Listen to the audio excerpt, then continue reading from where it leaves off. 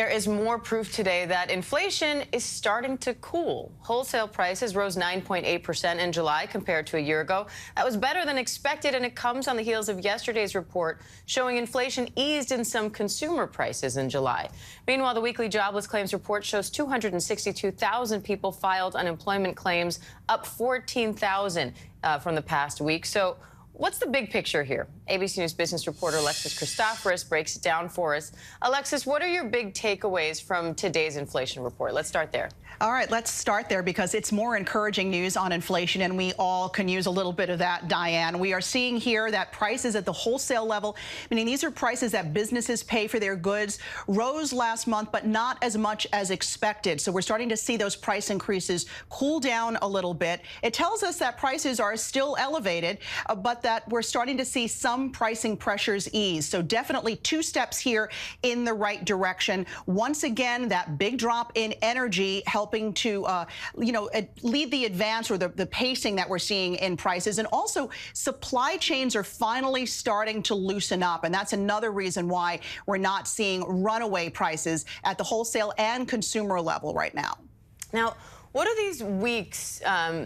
What is the two inflation reports? We've got the producer price index and the consumer price index. So what do these reports combined mean for the Federal Reserve? Because that's the other big one everyone's watching, right? What is the Fed going to do? Exactly. And these are two data points the Fed is definitely taking a very close look at. There's a lot of time between now and their next meeting at the end of September. We're going to get a lot more data points, but at least these two reports show the Fed that the economy is moving in the right direction, and perhaps the Fed doesn't have to be as aggressive and move as big as it wanted to rein in inflation. Now, there was talk that maybe we'd see a 0.75 percentage point rise again in interest rates at the end of September. Now, after these two reports today, more investors believe we could see a 0.5 point, possibly a 1/4 point rise when the Fed meets again.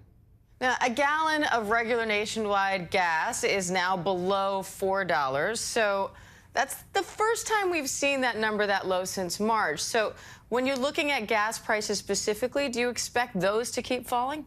Right. So gas, energy in general, makes up such a huge part of the inflation picture. So the fact that it's starting to come down, definitely welcome relief. And a reason why we're seeing the producer price index and consumer price index not rise as much. Remember, you and I were talking about gas prices above $5 a gallon back in June. They're now down more than 20% from there. Are they going to continue to trend lower? Well, there are lots of question marks. Geopolitical events. I mean, we still have a war going on in Ukraine.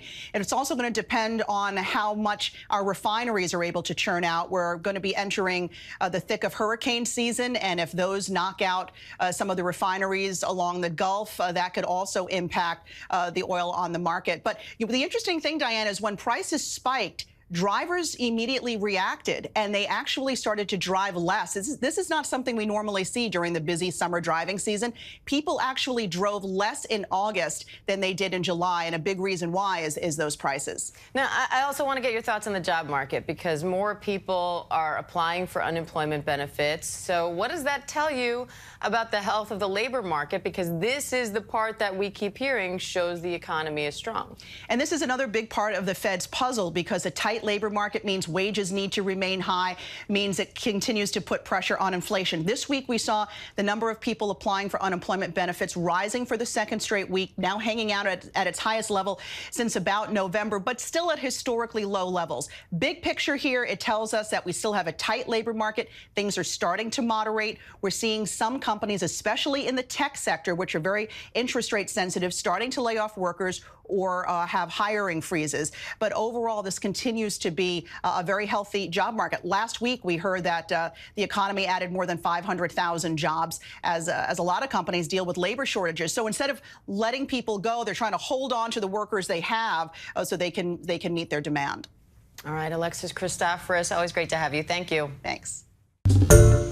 Hi, everyone. George Stephanopoulos here. Thanks for checking out the ABC News YouTube channel. If you'd like to get more videos, show highlights, and watch live event coverage, click on the right over here to subscribe to our channel. And don't forget to download the ABC News app for breaking news alerts. Thanks for watching.